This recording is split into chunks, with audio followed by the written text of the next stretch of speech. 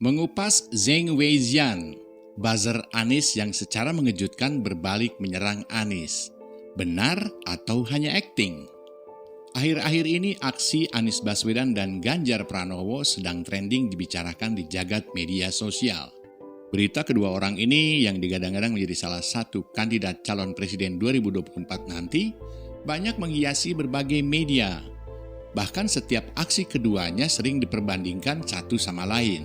Bagi Anda yang ngefans sama Anies Baswedan, silahkan skip video ini daripada ribut gak karuan. Karena video ini akan mengupas cerita tentang buzzer Anies yang tiba-tiba mengkritik keras Anies soal statement Anies pada media asing. Dan link tulisan buzzer Anies Baswedan Zheng Weijian ini kami lampirkan di dalam deskripsi. Ada 2 link di situ. Oke, kita mulai. Begini ulasannya. Dia membuka narasinya dengan judul Ricuh 3 Menteri.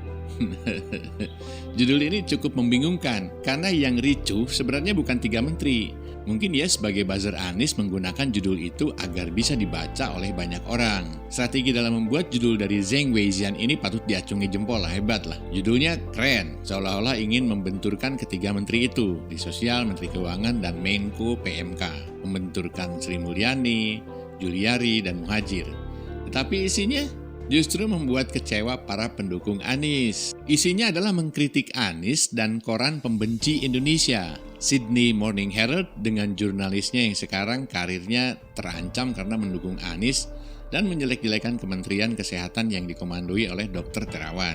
Terlihat sindiran telaknya ke Anies. Kami harus mengakui cara menulisnya yang langsung menghantam dari awal. Perhatikan kalimatnya ya. Koran hater Indonesia come anti-Jokowi, The Sydney Morning Herald rilis berita. Judulnya bombastis.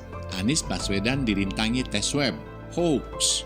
Lalu disamakan dengan Andrew Cuomo, Gubernur New York COVID-19 hotspot 22.000 orang tewas. Coba perhatikan, ada kata hoax di situ. Jadi dia menganggap berita itu hoax. Tulisan pembukaan Zheng tadi adalah membandingkan antara Anies dan Cuomo yang siap jadi presiden di Amerika. Anies pun seolah di-framing di awal akan menjadi presiden. Tetapi isinya benar-benar menghancurkan sekali. Buzzer Anies ini kecewa karena bantuan untuk warga Jakarta baru turun 1 kali saja. Kalau kita perhatikan, tulisan Zheng ini seperti orang yang malu-malu kucing. Mau nyerang Anies tapi nggak berani terbuka lah. Tapi nggak apa-apa lah. Orang kan punya hak untuk berpendapat dengan cara yang masing-masing. Tulisan kedua Zheng Weijian pun terlihat mengkritik Rizal Ramli, mantan Menteri Pecatan Jokowi. Judulnya Investment Shift.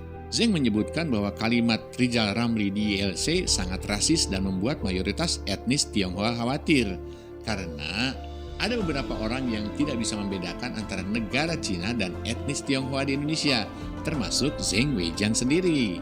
Dia mengatakan narasi Rizal Ramli sangat berbahaya dan membuat potensi Amerika dan Jepang bisa keluar dari Indonesia menarik investasinya. Padahal kita tahu bahwa Jokowi sedang mencari investment shift momentum agar Indonesia menjadi target investasi bagi negara-negara lain yang takut berinvestasi di Cina. Tetapi dengan narasi RR mendukung Anies itu, seolah-olah Jokowi disuruh membenci Cina. Kali ini kami setuju dengan pendapat Zheng Weijian ini. Sampai saat ini sebenarnya kami masih terheran-heran nih, cenderung bingung gitu. Ada apa gerangan dengan Zheng yang selama ini biasanya menjadi pembela mati-matian dengan narasi-narasi yang bombastis membela junjungannya. Apakah ada yang merasukinya ya? Atau apa yang mencerahkan si Zheng ini ya? Atau mungkin karena empati atau peduli karena melihat sekilas postingannya itu, kami baca ada unsur simpati yang dia tunjukkan. Tetapi untuk percaya dengan tulisan-tulisan Zheng yang baru-baru ini, kita jangan terburu-buru lah.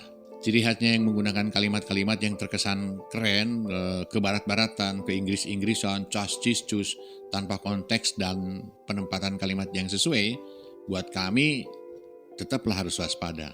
Siapa tahu ternyata musang berbulu domba. Waspadalah.